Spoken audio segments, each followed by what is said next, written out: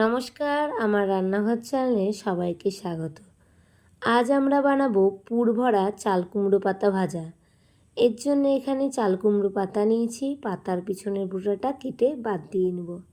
এরপর দুটো চাল কুমড়ো পাতা হাতের তালুর মধ্যে নিয়ে দলিয়ে নিচ্ছি। এইভাবে সবকটি পাতা আমরা তৈরি করে নেব।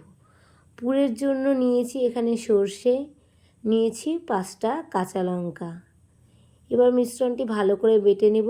আপনারা যতটা ঝাল খান সেই অনুযায়ী লঙ্কা বাড়িয়ে বা কমিয়ে দিতে পারেন। মিশ্রণটি ভালো করে বাটা হয়ে গেলে একটি পাত্রের মধ্যে তুলে নিচ্ছি। এবার পুরের মধ্যে দিয়ে দিচ্ছি 1/2 চামচ মতো হলুদ, 1/2 চামচের কম লবণ, দিয়ে নিচ্ছি অল্প পরিমাণে সরষের তেল। এবার সর্ষে বাটা, লবণ, হলুদ, সরষের তেল খুব ভালো করে মাখিয়ে নিব। আপনারা চাইলে আপনাদের স্বাদের অনুসারে লবণটা কম বা বেশি দিতে পারেন। এরপরে আমি এখানে নিয়েছি 2টি পাতা একসাথে, আপনারা চাইলে একটি করে পাতাও নিতে পারেন। উপরের পাতাটা আমি ভালো করে পুরটাকে লাগিয়ে নিচ্ছি। পুরটাকে ভালো করে লাগানো হয়ে গেলে আস্তে আস্তে পাতাটা চারিদিক থেকে বন্ধ করে দিচ্ছি, যাতে পুরটা কোনোভাবেই বেরিয়ে না যায়। এইভাবে আমি একে একে সবকটি পাতা তৈরি করে নেব।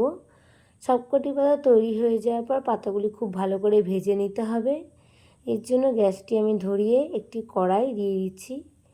কড়াইটি গরম হয়ে আসলে এখানে কড়াইয়ের মধ্যে দিয়ে দিচ্ছি অল্প পরিমাণে সরষের তেল। আপনারা চাইলে এখানে সরষের তেলের পরিবর্তে অন্য তেলও ব্যবহার করতে পারেন।